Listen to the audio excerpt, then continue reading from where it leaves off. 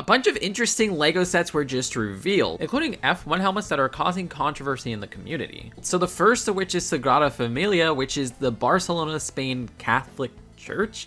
Yeah, LEGO, I thought you didn't do religious sets. This is the biggest LEGO set ever in terms of piece count. It beats out the world map, which was that 2021 set, and that was 11,695 pieces, and this one's 12,060 pieces. Insane.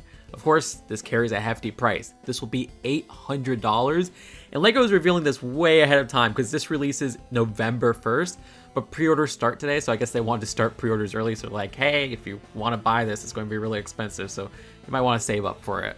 Now, if you're not familiar with this building, this church has been under construction for a very long time, to the point where the LEGO set actually has the various stages of construction that it's been in, and you could separate the different parts that were added on as a display choice. Like, they make it very easy to separate. I find that fascinating and really fun. It's still under construction to this day, actually. This is a LEGO architecture set. It's not minifigure scale. That would be like $1 billion if they did that. This outline is going to help me point out the architecture here. I love how they do those diagonal pillars there. That looks beautiful. And yeah, all these statuettes are for a nativity facade. Again, pretty dang religious if you ask me, LEGO. And I like the use of the statuette pieces there. I love how they do the architecture at the top right here. I mean, look at that with all the flower pieces. And this particular piece, which I really don't have a name for. You can see this has tons of printed pieces, like this exclusive Nexonite shield print. There's more in the set that we'll get to in a bit, but there's too many of that specific print to count, which is awesome. It doesn't feel like they cheaped out here. I love how they build up the size of these towers right here for things like the windows and everything, where they give texture with these 1x2 vent pieces, as I call them. The 1x2 3-teeth plate pieces that were introduced with the Chima Legend Beasts. This flower piece. More lovely printed pieces like a 2x4 tile, and also these long sloped pieces. You can see the nice printing there. And yeah, these towers at the top, I mean, this is literally called the Jesus Tower. I wonder if the instruction booklet's going to point that out. They also have the Apostle Towers, the 3-bar weapon holder from Possessed, the use of these eagle wings from Chima, but my absolute favorite piece in this whole set, Power Miner's Crystal. Sorry, Rock Raiders Crystal in clear for the first time. Yeah, that's the first time we're ever getting that piece in clear. Isn't that crazy? Like, I've wanted that my whole life. Well, okay, my whole life since 2009. I'm amazed we haven't gotten that in clear, but I'm so happy it's finally happening. Please put that on Bricks and Pieces online. Please, please, please, please, please. From my understanding, that's the Mary Tower, and then the ones with the Chima Eagle Wings are the Evangelist Towers. Look at the overhead view of this. Like, I could barely tell what it is from that overhead, but that is accurate. It's just like, wow, the shapings and everything there are so intricate. This does have an interior too, and look how beautiful this is. The church interior with those stained glass windows. This is a masterpiece of a set. Look, talking about how they're doing a religious set, they made the Notre Dame Cathedral a set, which is the Catholic cathedral. So this isn't really a first in terms of the architecture line, but this is the first LEGO set to have holy in the name because it translates to Holy Family. Will I be buying this? Heck no. This is way too much money. I don't have space for this, but I will appreciate this from afar. Oh, and when LEGO put this on Shop at Home, yeah, they keep making this mistake. 2 days ago, LEGO revealed new F1 Edition set helmets, which have some really interesting minifigures. I loved Wave 1, where I was like, oh my gosh, these minifigures are incredibly detailed. I still want that Lewis Hamilton minifigure. I love that exclusive hairpiece. And this one has, instead of having them in their race clothes, they're casual clothes, and there's a whole controversy there. We'll get to that in a second, but I just want to say the reveal behind this was so sloppy. Like, these showed up in stores like a month ago, and LEGO said, hey, yeah, let's wait to reveal this, and then reveal it the day we release it. You could already buy this at LEGO Shop at Home. Yeah, crazy, stupid idea on LEGO's part. Okay, so why are these controversial? Why are F1 fans kind of like, what's going on here? Well, these are specifically celebrating McLaren's 1,000th race. Because of that, they're not going with the familiar designs of these two racers that people have been asking for. No, instead we have this very eclectic shade of orange on both of them, which if you look at Lando Norris's helmet, you got half of that there, but then this specific race has that orange half. So people are frustrated that this is specifically tied to that one race.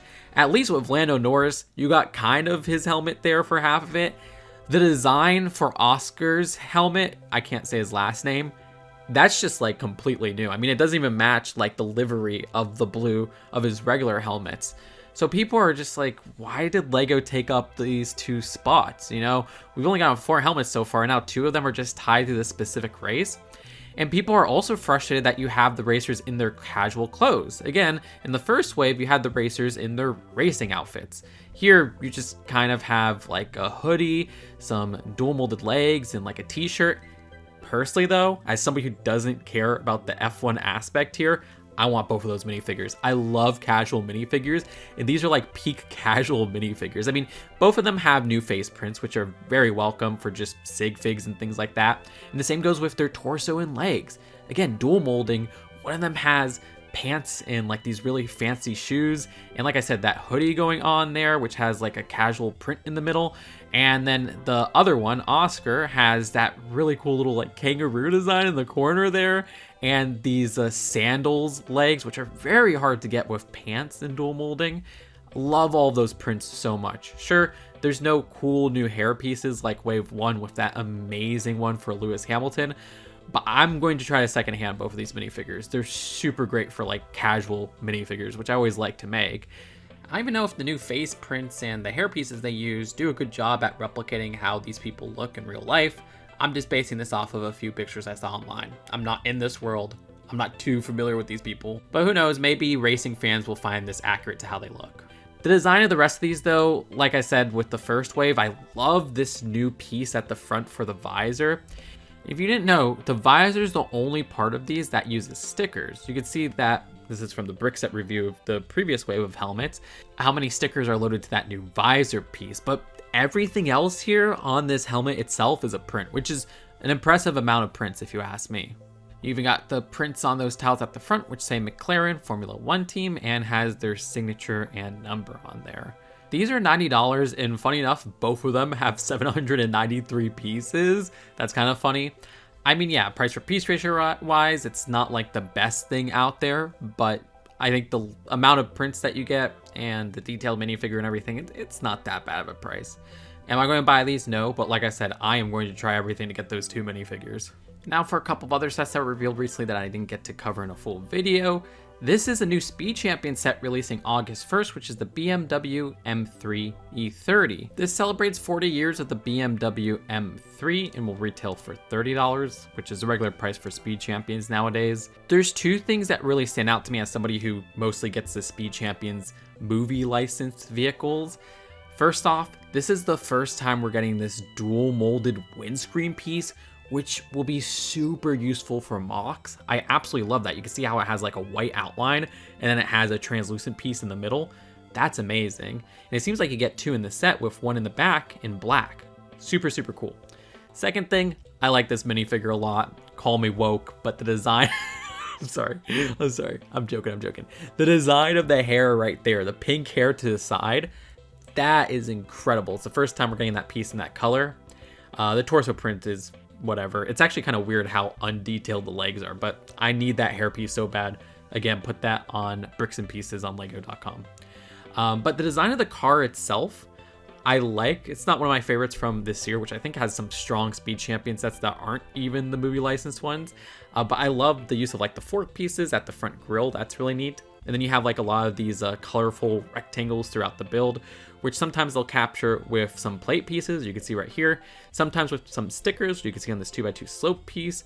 Sometimes with some prints. But yeah, I'm not super into the world of BMW and stuff like that, so there's not too much else that stands out with me here.